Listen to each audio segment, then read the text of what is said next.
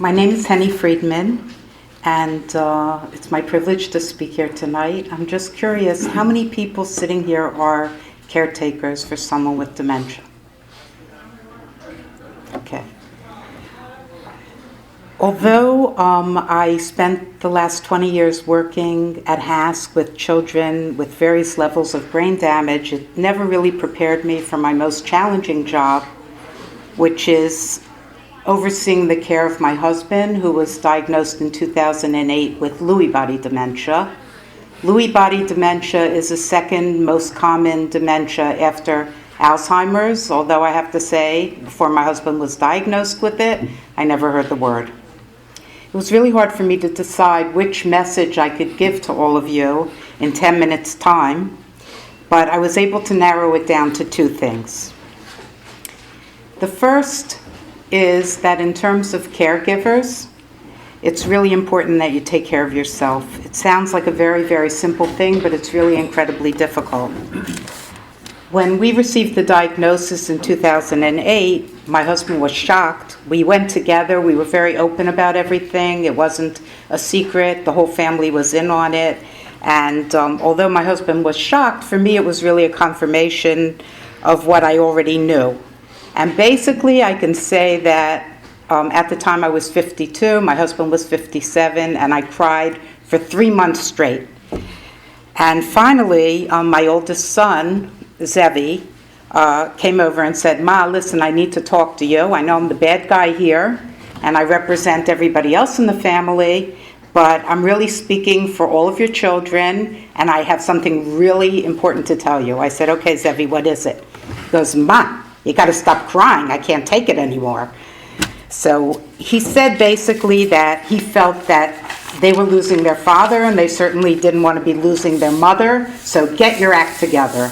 I promised him I would, and I worked very hard at trying to figure out what's the best way of getting your act together when you're dealing with something so overwhelming as taking care of the person you love and watching the daily slide.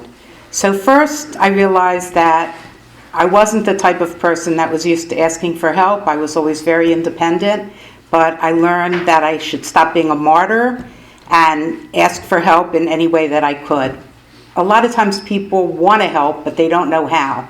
And most of the time we're all going to ignore if somebody says, "Oh, let me know what I could do for you." It needs to be something specific, and sometimes people don't know how to help you. So you need to say to them, "It would really be great if maybe you could take my husband to Mincha for the next week at 6 o'clock. You narrow it down to something, and it's huge. First of all, it's better for you, and it's better for the person that has dementia to be in touch with other people.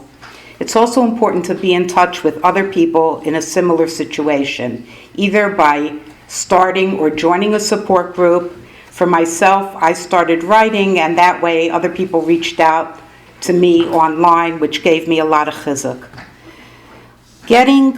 Another thing that's very, very important is getting everything that you're entitled to, which usually borders around Medicaid. A few years ago, it was decided that you don't have to be 65 years old to get Medicaid. If you have a catastrophic illness, even if you're younger, you can apply for Medicaid. And that means that you will be entitled to free help for the person that has dementia. It's a very overwhelming process, and therefore I recommend that everybody go to someone to help them fill out the forms and learn what you have to do, because it's a little complicated. There was a place on Nostrand Avenue in Brooklyn called Senior Care. I went there. They helped me. It was awesome, and I actually was able to get the Medicaid, not right away. It took some time, but I really feel like it saved my life.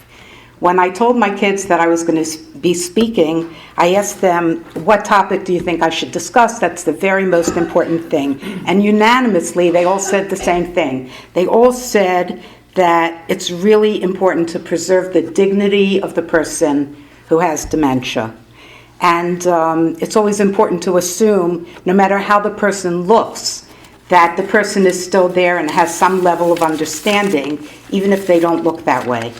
And ways to do that with my husband in the earlier years when he was safe to run errands on his own and go to stores, I would find that he always did better if I could get there first and explain, this is my husband, he's going to be coming to the store. He might ask you the same question 10 times. He might really be annoying. It's not his fault. Please be good to him. And people were amazingly good. If I didn't do that, it was a disaster. I remember I was in the house, and it was a stage where he was very insecure. So every step I took, he was kind of right next to me. I never had a minute. If somebody was coming to the house to fix something, I never had that minute to explain anything to the person coming to the door. So I created a little index card, which I slipped through the door before the guy came in, explaining my husband's not well, do me a favor, have a lot of patience. Because when I didn't do that, they couldn't believe that somebody that looked so well dressed and carried himself so well could really be sick. They just thought he's a big pest. Annoying, asking 50 questions over and over. Like, you could see how angry they were. And people with dementia are very sensitive, and they feel those emotions. So he would come home and tell me, the bus driver yelled at me today, or the reverse, if somebody was extremely kind. I remember he went to buy something in an appetizing store, and someone that lived on our block knew it was my husband, and he saw that. He did great buying it, but he couldn't count the change. So he came running over before he would be humiliated, with the money dealings. So there are ways, even though we often try to shield people from the truth, I believe that by preparing people and telling people, in the end, the dignity is preserved much more than when people just assume that your spouse is mighty weird. Because in the beginning, it seems more like weird than sick. I remember asking someone, I called a woman whose husband had passed away. He had early onset Alzheimer's. And I said, just explain something to me. Why, when people say to me, your husband looks great, your husband looks amazing, I get angry? I must be insane. Every time someone tells me that, I get angry. What is it? She said, you don't feel validated because people don't understand what you just went through. Maybe you spent an hour in the morning sifting through the clothes, taking out the same thing, changing the socks 15 times, making sure the shoelaces are tied right, correcting the hairstyle. Maybe he parted it the wrong way. He took the wrong jacket for the wrong pants and things like that. So it's an affirmation of you went through so much to get him to look good. It's not that he is in great shape. You just don't feel validated. And sometimes people can tell you things that just make you feel so much better because they've been through it. I actually met a very interesting man by the name of, tell me how many minutes? 5 more? Okay. I actually met a very interesting man by the name of Richard Taylor at an Alzheimer's conference. Very good-looking, well-dressed man, and I had no idea that he was coming to speak, and he himself had been diagnosed with Alzheimer's. And I've been following him for years online. Things are getting more and more difficult for him, but I loved listening to him because he was speaking for himself and for other people like him. And one thing stuck in my mind. He created a CD, and I listened to it, and on the CD he said, I have been noted psychologist for my entire life. I'm dressed, I wear a 3-piece suit. Why would a caretaker assume that all of a sudden it's not going to bother me to wear a pair of jogging pants? The fact is, the way a person looks affects us. When we see a well-dressed person, clean and looking well, we treat them with greater respect. So no matter how difficult, it's a little more difficult if someone's incontinent and they're wearing regular suit pants with a belt, but think about the preservation of dignity, and it's really, really important. I'm done? Okay. One last story. Just to tell you that an example of never knowing whether a person is there or not there and always assuming the person is there. When my youngest son became a chassan, and my husband was going through a very difficult time, high anxiety, walking around with the garbage bag, doing a lot of very inappropriate things, and he was very nervous around crowds of people and noise, so all of us said, Tah doesn't have a clue that he's a chassan, he doesn't know anything that's going on, and it's just best let him stay home and quiet, he'll be fine, he'll be good. Everybody's getting dressed, we're all getting ready to leave the house, and my son's all dressed up. He's ready to walk out the door. My husband had not called him by name in weeks and weeks and weeks. And all of a sudden, he turns to him and he goes, Yitzi. And my son turns around, he's in shock. He can't believe it. Got my name right. Even when he was well, he never got my name right. But he got my name right. And he goes, Yitzi, I just want to congratulate you. And he put his arm around him and he gave him a big hug. And you could just see the tears falling down my son's face. It was such an incredible moment and such an important lesson for all of us. And trust me, I could go on forever and ever, but if anybody wants to get in touch with me, I'm happy to give you my cell phone number. If anybody knows someone who wants to get in touch with me, I'm very passionate about it and I'm very happy to speak about it. And now, thank you. It's my pleasure to call upon, thank you, Dr. Keilson, a very well-known and noted neurologist in Brooklyn, who also has a reputation of being a big mensch. Posting Bezchor Achsanya, we'd like to thank Mayor Fiorello LaGuardia for letting us use his hotel. Good evening. But seriously, I think we owe big hakar satov to Achiezer, which has helped our community over the last couple of years since they were established, and now we're branching out to other areas. So in the next 17 minutes or less, I'm going to summarize everything there is to know about dementia, which will usually take around 17 hours, but we don't have that time, so I'll be fast. I'm going to ask a series of rhetorical questions. That means nobody answer. Is there anybody here over 40? Any of you, I said no ands. Any of you over 40, has it ever happened where you've gone into a room, these are still part of the rhetorical questions, and wondered, why did I go into the room? Have you ever put something down and forget where you put it?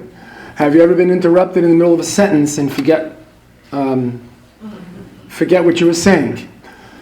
So, did it ever occur to you that, gee, maybe something's going on? Well, I see people on a weekly basis in their 40s and 50s who the answer to that question is always yes for all three questions, and they're all coming to me because they have Alzheimer's phobia and they're worried, am I next? What's going on? What can I do?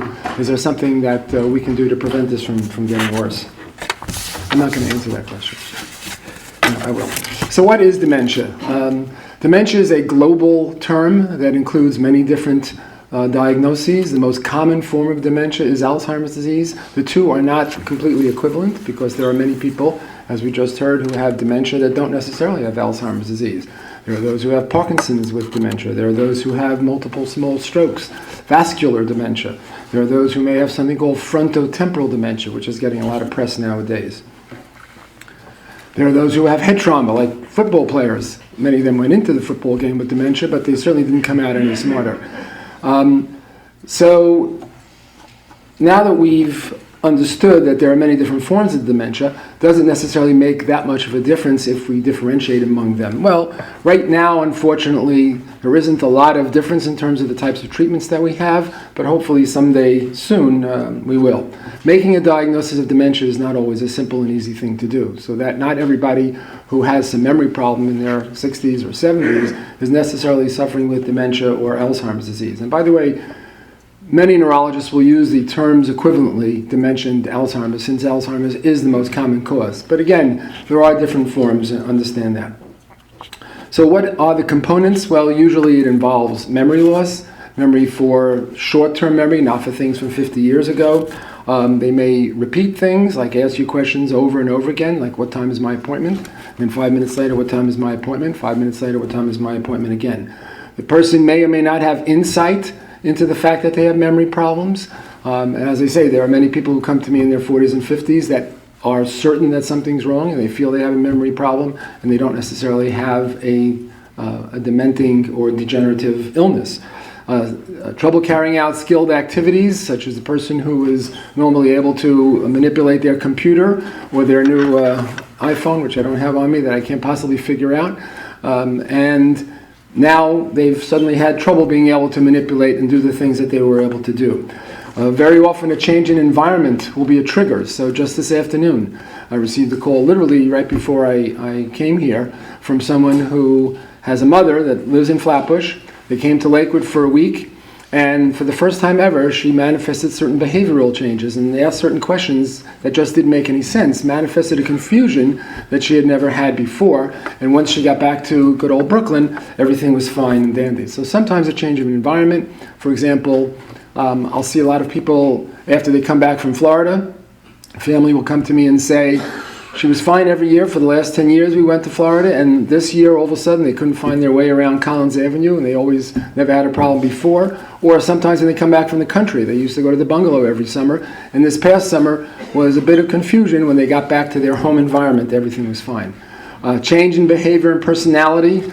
Sometimes people can become more irritable, agitated. Sometimes they become nicer. Unfortunately, not often enough.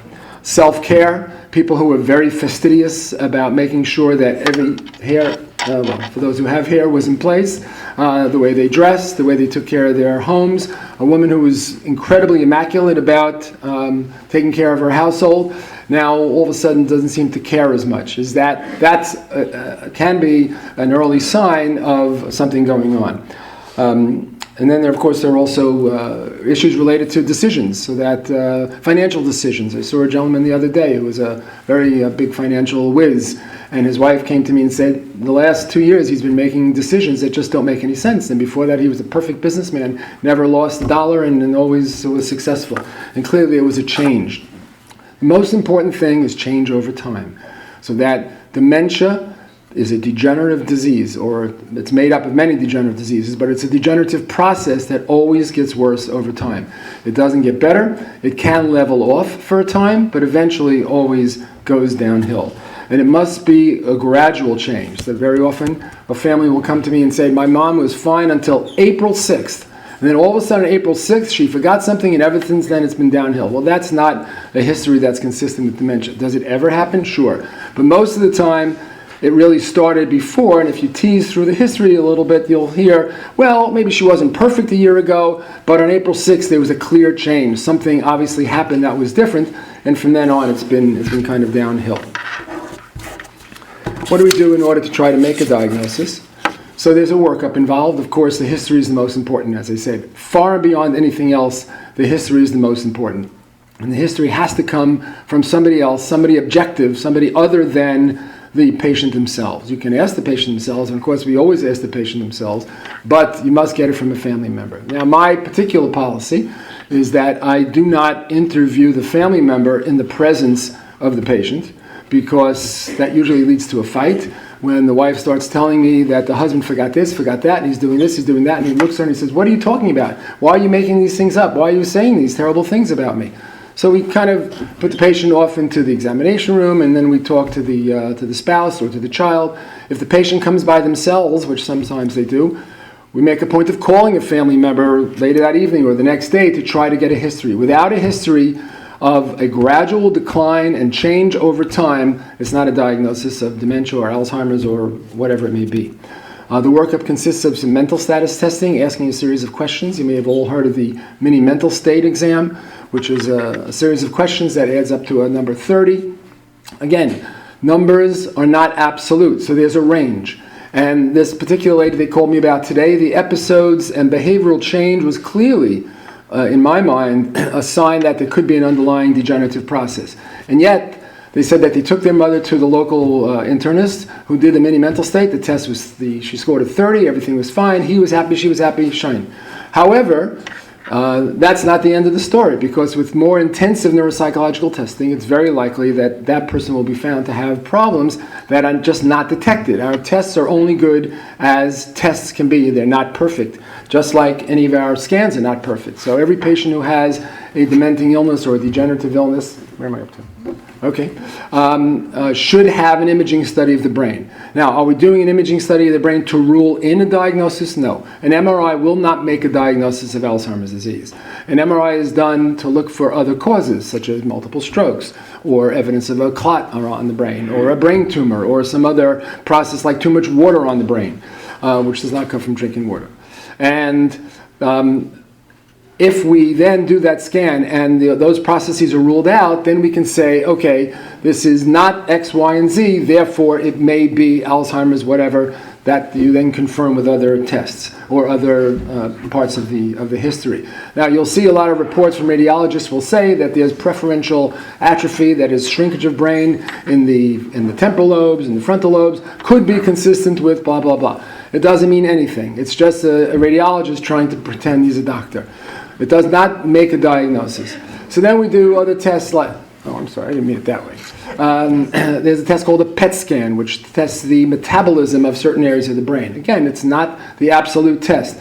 Can be consistent with, does not mean diagnostic of. Then you may have read about a test called an amyloid PET scan, where they can actually detect how much amyloid in the brain.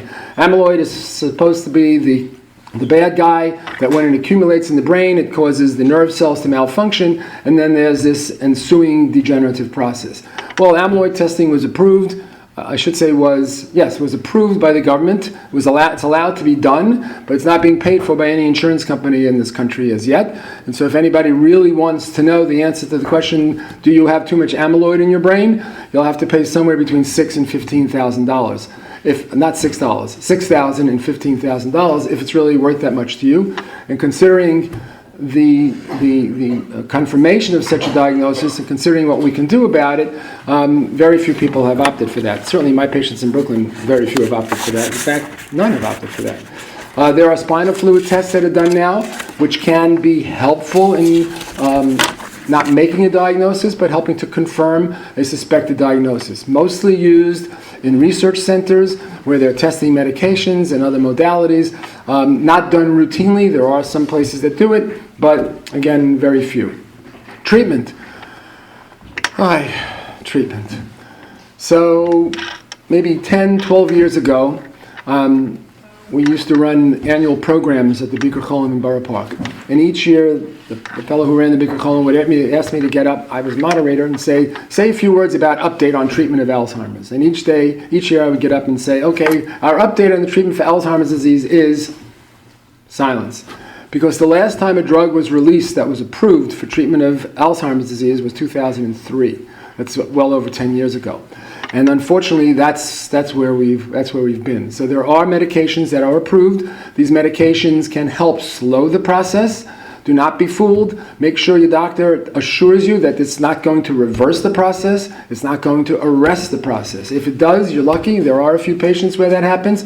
Whether that's real or placebo effect, I don't know.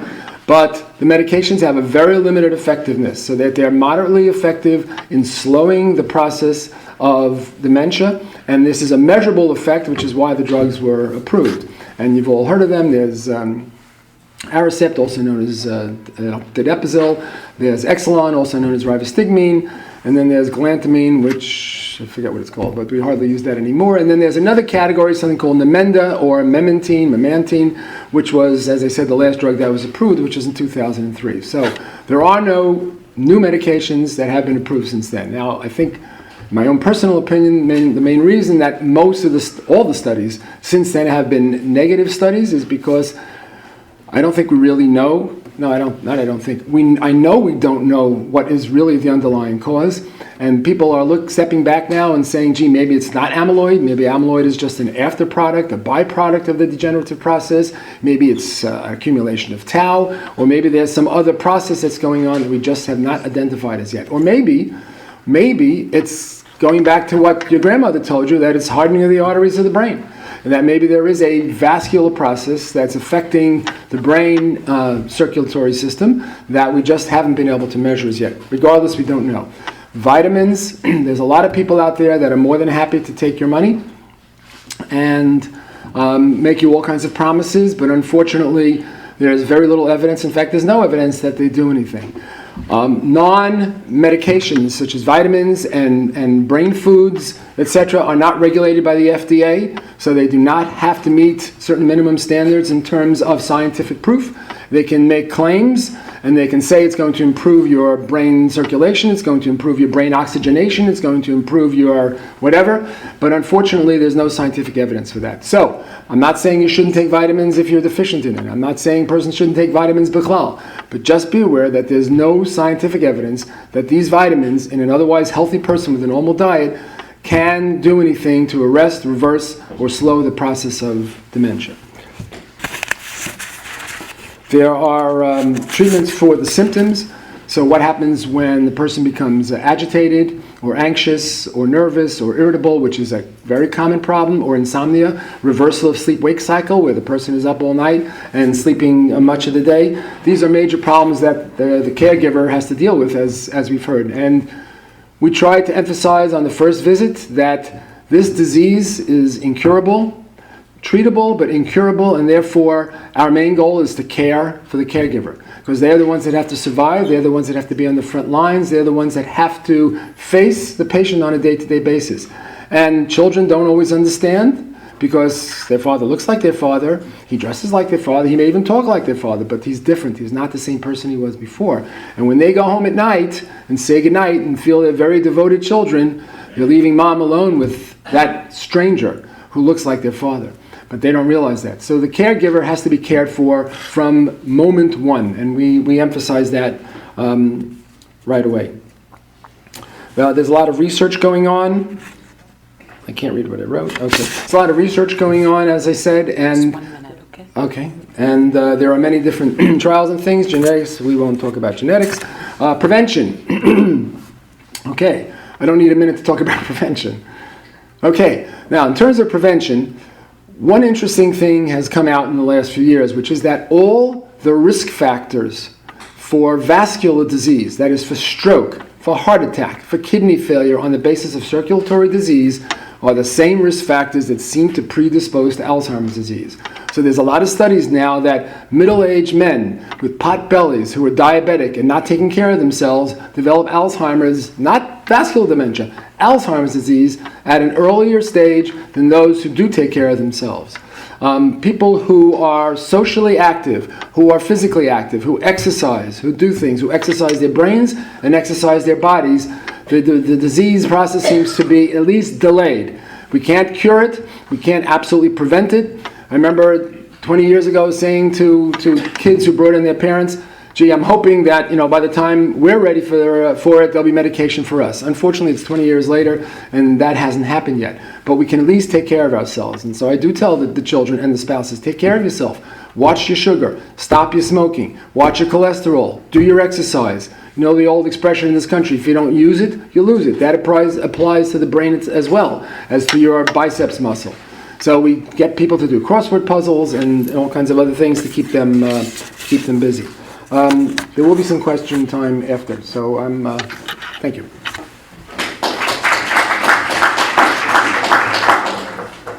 I'd now like to call upon Susan Methal, a registered nurse with a lot of experience in many areas of nursing, especially dementia.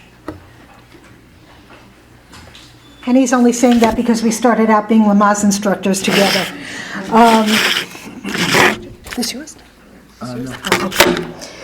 All right. The needs of the elderly, in general, are needs to be loved, to live, to have companionship, to have recognition. Hennie called it dignity. I call it chashivas. Actually, Rabbi Belsky told me it was chashivas. The need for personal achievement, for safety, for security. Need for a meaningful activity, someone to care for, something to do, and somewhere to live. Dementia, any kind of dementia, doesn't stop the needs. It stops the ability to access those needs. So our job as caregivers is often to help that person attain those needs. If one doesn't remember who they are, where they are, or who you are, who is with them, that feeling of safety and security is gone. And that's where they get agitated and paranoid and all of those things. So we often have to even verbalize and say, you're safe. I'm your daughter. I'm your wife. I'm your this. You're safe. This is a safe place. Sometimes it works. Sometimes it doesn't. Holocaust survivors, I'm not going to talk about right now, but they have extra needs. Because they're dealing with post-traumatic stress disorder, they're dealing with a lot of things that have never been resolved before dementia and now are exacerbating. So we're just going to put it aside. If you need some information specific to that, I'll be happy to give you later. Caregiving for the caregiver, Hennie mentioned a little, the doctor mentioned a little bit. Educate yourself about the disease because you're going to educate yourself on how to work with the disease. Support groups are not only there for you to have support for yourself and your own emotional needs, but people have developed tricks of the trade that work for their families that might work for you. And sometimes it works and sometimes it doesn't. Sometimes it works now and sometimes it doesn't work later, or sometimes the reverse is. Keep it in your mind, a library of things to use. Try to understand what's happening to your loved one. We have to be detectives. We have to try to find out if they're agitated.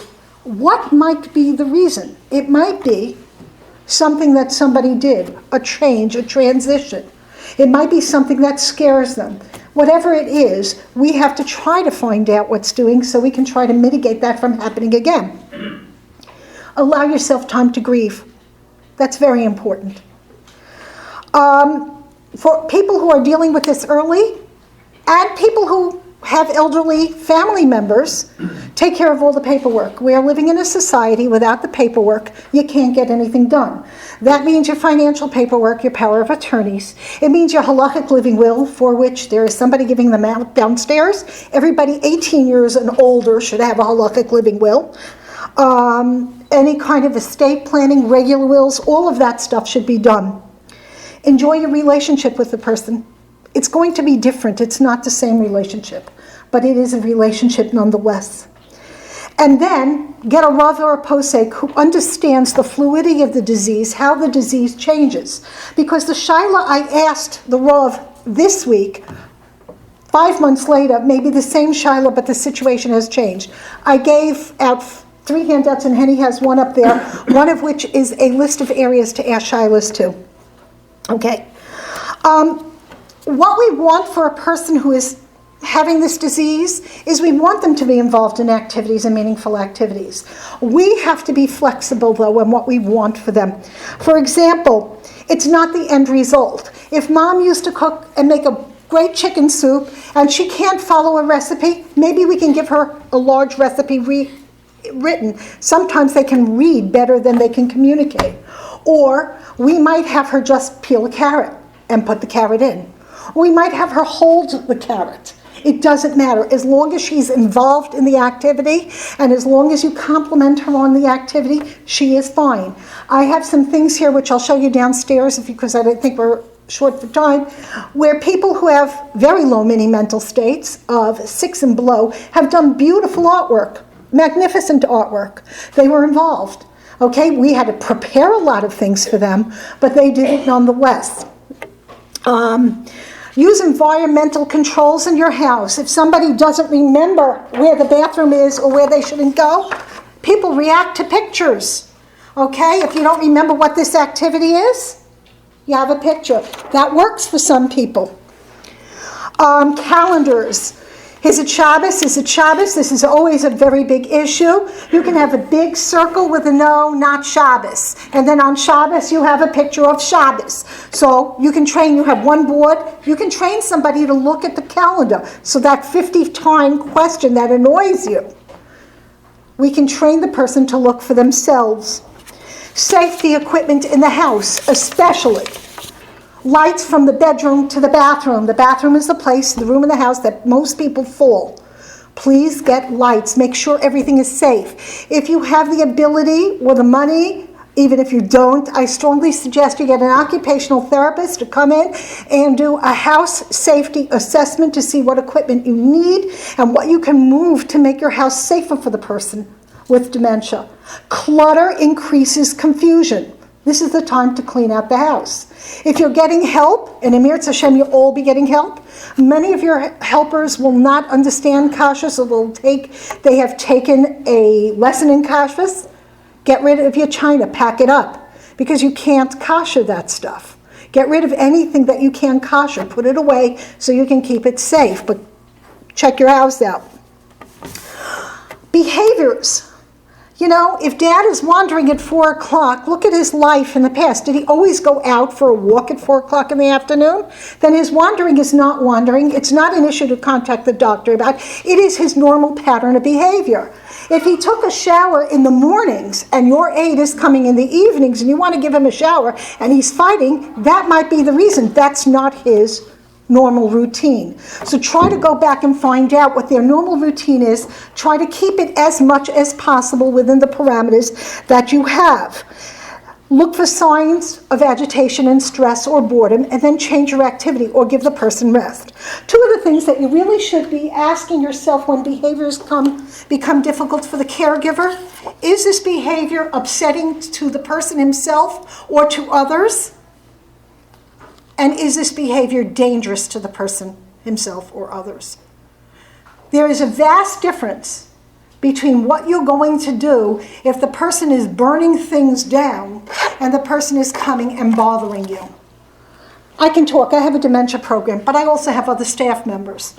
So when somebody is bothering me and I can't tolerate the behavior, I'll call somebody over and say, you take over for a few minutes so I can go get a breather. The person who's the caregiver doesn't have that option.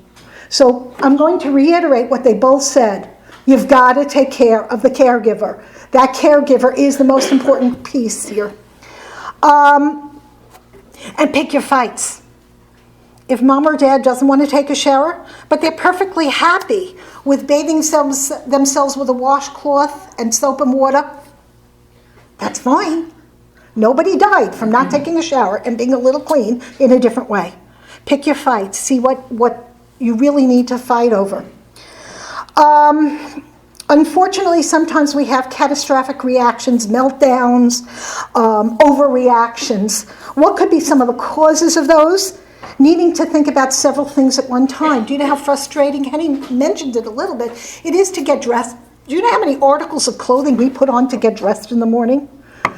Do you know how many pieces of clothing you have in the closet? How do I pick which shirt? How do I know what's a shirt and what's a pair of pants? So what you do is the night before, you might want to lay them out. But you lay them out on the top is the first article of clothing that you're putting on. So you put the pants on the bottom and the underwear on top, or else you're going to get the underwear on top of the pants. Okay, these are all some of the things you can do. If somebody is rushed or upset, that person with dementia knows emotions. And we work with emotions more than we work with facts and information. And if you're rushed or upset, not you particularly, but if the caregiver is rushed or upset, then that person will be rushed and upset. Sometimes forcing them to try to do something, they can't do it any longer. People have a sense of failure. That's the Achiezer. I had a man who was a psychology professor who had dementia, and he would come in, do you know who I am? And I would pull out his business card. I said, oh yeah, this is who you are. You are so-and-so, and you wrote this book. And he goes, oh, you know who I am. And he walked away very, very happily. And I had his business card on my desk because he needed to know that he was a person of value and worth. For he is a person of value and worth, even if he could no longer write a textbook, nor whether he could read a textbook or teach a class. People have catastrophic behaviors if they feel unsafe, and that's where the transitions, going to a different place is. It's not in my routine. I don't know where I am. Being treated like a child. Yes, I can do this. I can't feed myself, but I don't need a little airplane to get my food into my mouth. I'm an adult. When we do activities, we have, let's say, puzzles. I'm not giving them children's puzzles. I make my puzzles myself because they're cheaper than buying them already made. I would take an adult picture. I would take a photo of something and cut it out, laminate it. I have a sample downstairs that you can see later on. Frustration. Frustration on many levels. Not understanding what he was asked to do, not understanding what he saw or what he heard, not being able to make himself understood. I usually try to limit conversations to 5 words, sentences to 5 words, slowly. Slowly. Let them have a time. And sometimes I try to get eye focus. I can come to somebody with dementia on the side, they don't know I'm there. I have to face them face on. All of these things help, and these are tricks of the trade that one learns when one is taking care of a person with dementia. A lot of what we do is, again, being detectives, trying to understand the causes and implement solutions. What works this moment may not work again. I want to reiterate what Dr. Keilson said in a little different way. He talked about sudden changes of behavior. He said April 26th. Was that the date you gave? Okay, if you can pinpoint it to that, and you know the person has dementia, I'm not talking about trying to diagnose the person. If you can pretty much say that in the last 2 days or 3 days his behavior changed, whether he got more agitated, less agitated, quieter, increased talkative, more pacing, whatever the change is, chances are it is not an issue dealing with dementia. It is an issue dealing with a physical change. Bring him to the regular doctor. Get a urinary tract test. Get a urine test. It could be that. Could be a low-grade fever. People with dementia don't know how to tell you that they don't feel so well anymore. They don't know. They need more sensation to feel things. So they may not be feeling the pain. You might notice it that all of a sudden they're eating things with a lot of spices. They're dumping the sugar in, or they're dumping, all of a sudden they want chili, because it takes that much more of a sensation for them to react to.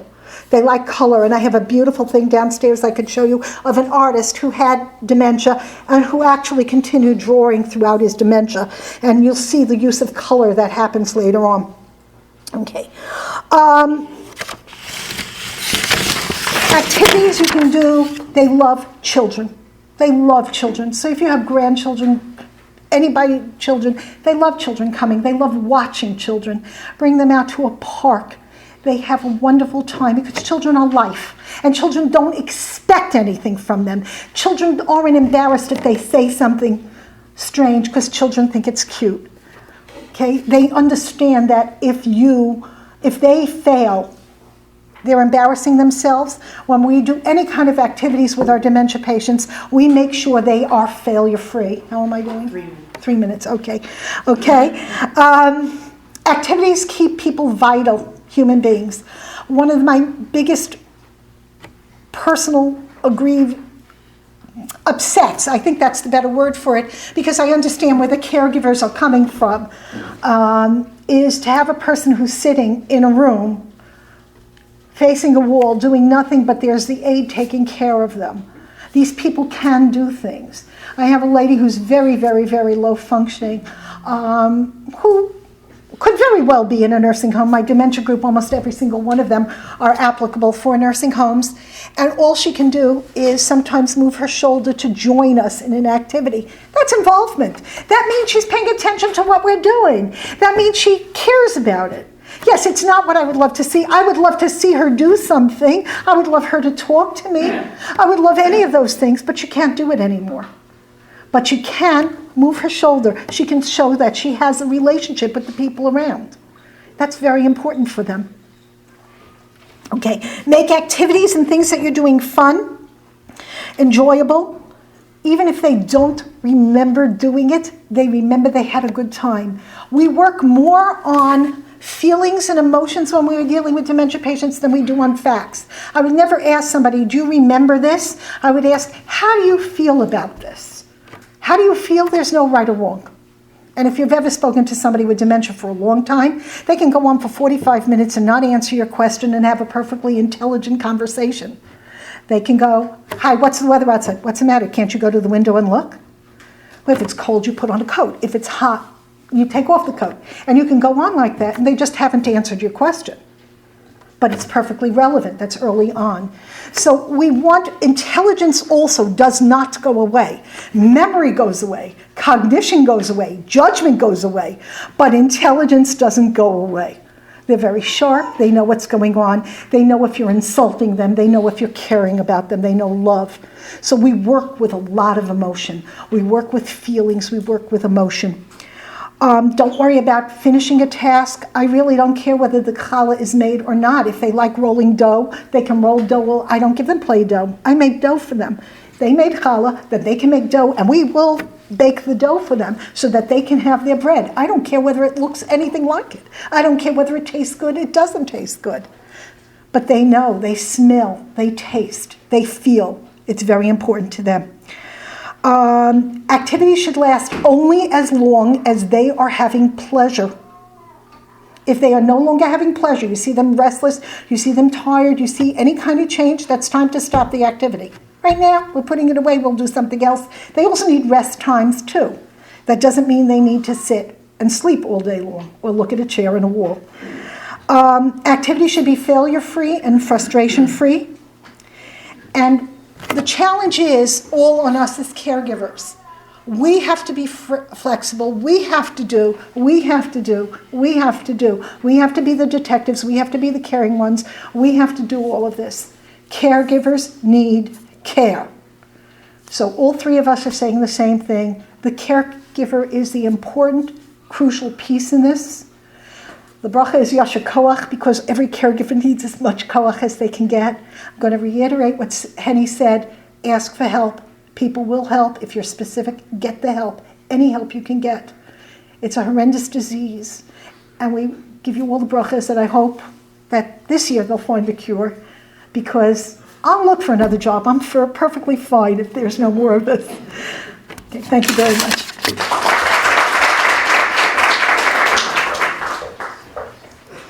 I just want to take a few minutes to see if anyone has any particular questions or something that they want to say. Yes. Here, in this room? No.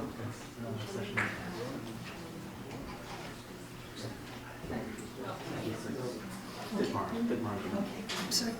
Hennie? Okay. There is a session called Caring for the Caregiver at 7 o'clock at Ditmar's room by Dr. Rachel Lowinger, a clinical psychologist. I have no idea where Ditmar's room is, but okay, it's there. It's to the left. And we have a question here. You want to read it? Oh, you got another one. Okay. This one's Go ahead. for Dr. Keilson. Okay. So the question is, someone states that they are more forgetful, they're having trouble remembering certain things, people's names, places. What can help me? So the question is this within the realm of so-called benign forgetfulness, or I forgot the other term, where in people who are over 50, 60, 70, there is a certain amount of forgetfulness that's permitted. Very often people will come and say they're forgetting names. Telephone numbers used to come like this, and now they don't come as well as they did before. That's normal. Don't expect at 50 or 60 your brain will be as sharp or as fast as it was at 20, 30, or 40. And the difference between that and true dementia is something that has to be teased out by the clinician who's taking history, not just from the patient, but from other family members and other people who are watching it. But don't get frustrated and don't get upset. Personally, when it happens to me, I just kind of step back and laugh about it, because I know that when I'm losing a name, it'll take another minute, maybe 3 minutes, maybe 5 minutes, and then it'll come to me. So that's a normal part of aging. We can't be frustrated by it, because the more frustrated we get, the more difficult it becomes, and then it becomes a vicious cycle. So the first time a person forgets something, it's The second time, By the third time, they're already sitting and filling out papers because they're certain that they have Alzheimer's. There is a certain amount of natural aging loss, just like our heart is not what it used to be, just like our livers are not what it used to be, just like our hair is not what it used to be, so too our brains are not like it used to be. And again, that's for the clinician to try to determine where is normal aging and where is it beyond the gvul, and that's a dementing process. That's for the clinician to review. There's no single answer to say, well, when you've forgotten this, then you know that it's Alzheimer's or a so-called mild cognitive impairment, and until that point, it's just benign forgetfulness. That's something that the clinician has to tease out, and again, with a history over time to see whether this is really a degenerative process or not. Is this for me also? Yes, those are. Okay. Is there any proven connection between the use of aluminum disposable pans and Alzheimer's?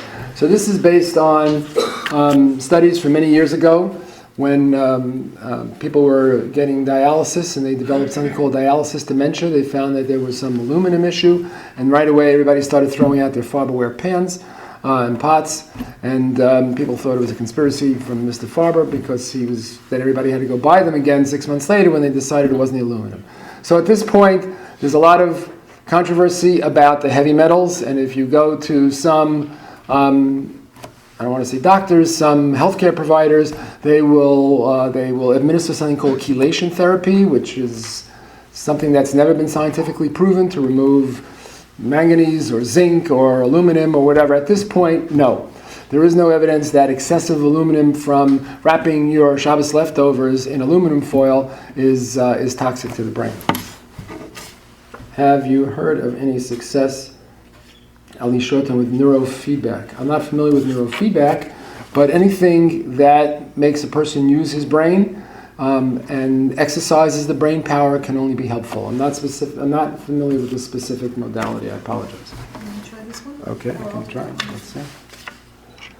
Is there any way to control agitation, insomnia without pills that dope up the person?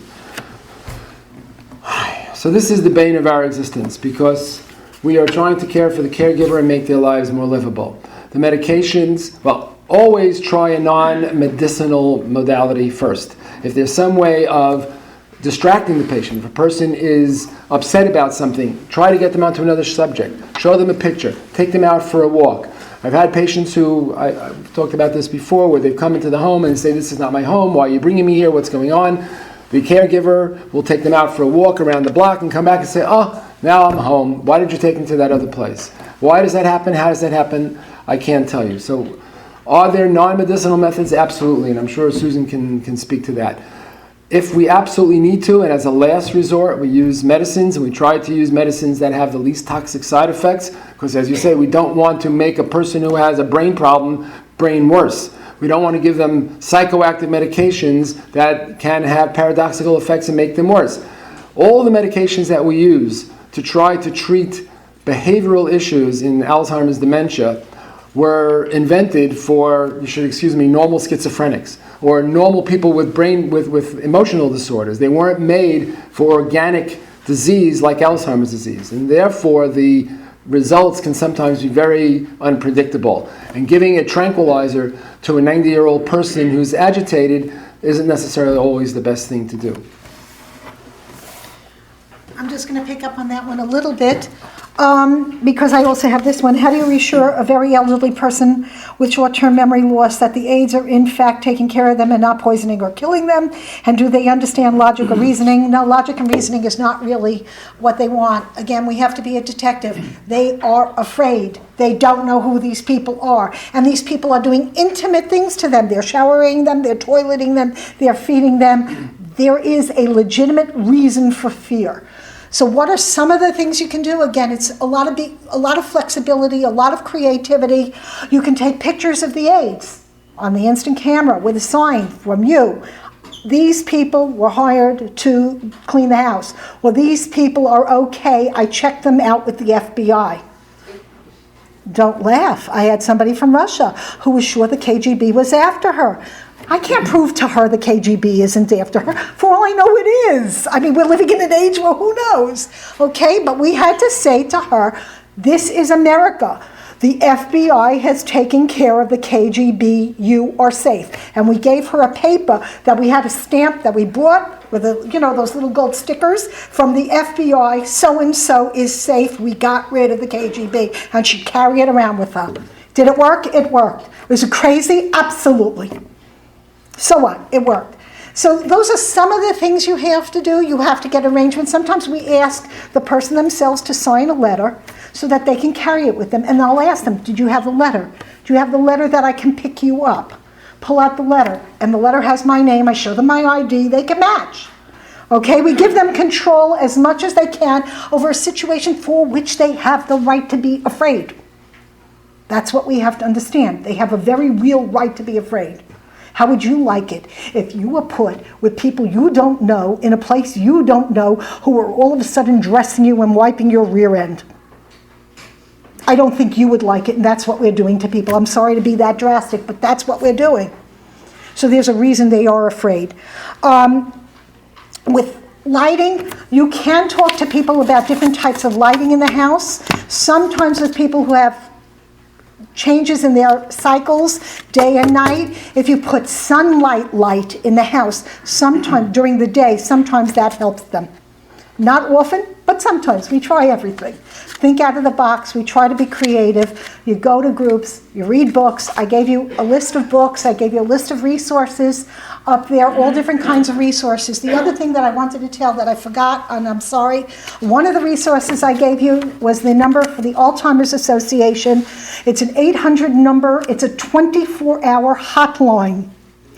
If you should have somebody with a meltdown or a catastrophe, crisis, anything, in the middle of the night, these are the guys to call. They will walk you through it. They will tell you what to do at which time. They also have a program, Safe Return. This is not the drugstore bracelet. It's a bracelet with all the information on a computer, so Hatzalah, police, everybody knows about it. Please get those. If anybody needs more of the handouts, just come down and I'll take your information. Thank you. Thank you very much. I see our time is up, and if anyone wants to talk to us personally, feel free. Thank you.